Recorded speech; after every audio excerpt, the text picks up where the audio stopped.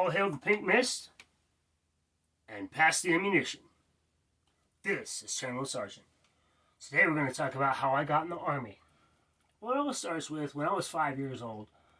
I told my mom when I grow up, I'm going to have a tank on my front lawn. Fast forward, 17 years old, I take the ASVAB, kick ass at it. Get a phone call from the Air Force. They say, hey, we got 3 jobs we think you should do. One of them is air traffic controller. And I was like, that sounds really boring. Right? No thank you. The Navy calls me and they say, hey, we got 3 jobs we think you'd be really good at, but the first one is nuclear submarine specialist. And I was like, you guys know I failed chemistry, right? And they didn't call back. So then the Army calls me and said, hey, what do you like to do, son? I said, I like to go off-roading and I like to shoot things. They said, boy, have we got a job for you. Why don't you come down and talk to us? I said, all right. So my dad said, hey, before you go down there, just know there's 180 jobs in the Army. You know, and the Army's one of those things where you can actually pick your job, and whatever job you want to be, they'll turn you into it. You know, every other job, every other branch of the military, they don't have that. It's a random crackpot. Like you might get one of 6 jobs when you graduate basic training. The Army says no to that. Like if you can, you know, we can make you into whatever you want to be, and you sign a contract. So, anyways, and it's in writing. It's in writing what you get. You know, it's beautiful.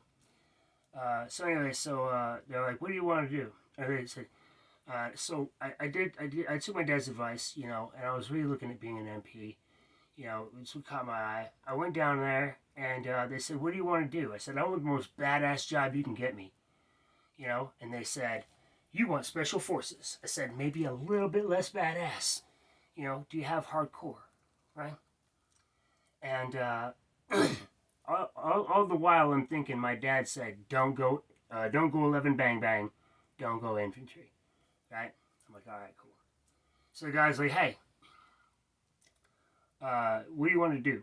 And I was like, well, I want to drive around and I want guns, lots of guns, and I want to drive a Humvee really bad because I had a Ford Explorer and I used to go off roading with that. And like I was like, dude, if I had a Humvee, I could go further and, you know, mess up more shit, you know. And I got to do that, thank God, by the grace of God and the grace of the United States Army. But anyway, so they were like, yeah, do you want to walk everywhere you go or you want to drive? I said, I want to drive. They said, you want to be a scout? I said, what's that? They said, well, let me tell you.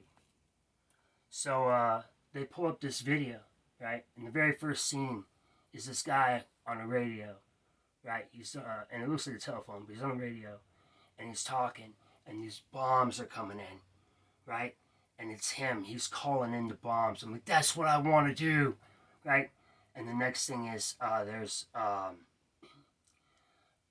Bradley. I'd never seen a Bradley before. It's basically a mini tank. And I know scouts hate the word tank, right? And calling it a tank, it's not a tank. It's a Bradley.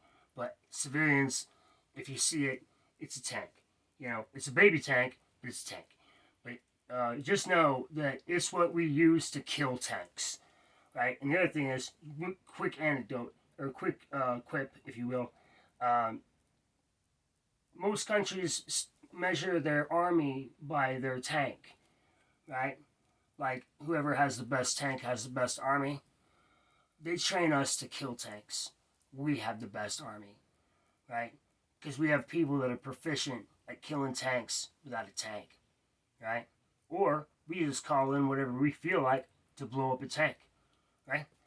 So, back to my story. So I see this Bradley just go up 4 feet in the air, you know, jump it, and like, you know, hit the ground, and I'm like, that's what I want to do, right? And if you don't think that vehicle can do it in real life, you're mistaken. I've seen it go higher, farther, faster. I haven't done it, but I've seen people do it, right? But yeah, so the next part is what really got me is there's this group, or there's this field. It's just a field, and that's all it is. Until these 12 guys stand up, right? And I was like, that's what I want to do. Never mind all the, you know, machine guns that were being shot and like all the, you know, all the other cool things, you know. Those 3 things are what really stuck out to me That's what I want to do, you know. And they said you'll learn things about camouflage you never thought were possible. You'll learn everything there is to know about camouflage, you know, and you'll be the first. Number one is my lucky number, right? And I always want to be first, because if you're not first, you're last. And Ricky Bobby stole that shit from me. I've been saying that since high school, right? But anyways, you got to be first, right? You just do, because nobody ever, you know, second place, you know, people sometimes remember, but you know, first place gets written down for sure. Anyways, you're out first. You're out in front of everybody. You know, the main element, all that. You go out, you're the eyes and ears of the battlefield, right? You're gathering intel and telling people backstage what's going on, you know? And it's friggin' sweet. So I was like, yeah. And the guy's like, all right, we're good to go. I said, yes, sir. And he's like, you want to sign? And I was like, I'd love to, but I can't. I'm only 17. I don't have my diploma yet. He said, that's okay. We have what's called a delayed enlistment program. You know, all you gotta do is get your parents to sign, and you're good. All right. So I come home, and I tell my dad, I was excited. I was like, hey, I went and saw the recruiter today. And he was like, cool. What'd you pick? I said, just so you know, I didn't go 11 bang bang. And he's like, that's what I want to hear. I said, I went 19 Delta. He said, what the fuck is that? And I said, Cav Scout. He said, you dumb motherfucker, it's the same damn thing. But I tell you what, when I got out of OSIT and I was, you know, in the barracks, right, at my first duty station, I got put in the headquarters unit for 1-8 Cav. And right outside their company building, right in front of the building that I was living in, was a giant damn tank. And also, one of the fun things that we used to do was, you didn't want to get caught doing it, but we used to piss on the tank, because we're scouts. Anyways, if you want to do that, if you want to join the army, you know, or you're debating, you're on the fence, definitely check it out. There's 180 jobs that you can do, and if you don't want to do that, that's fine. In the meantime, go scuff yourself.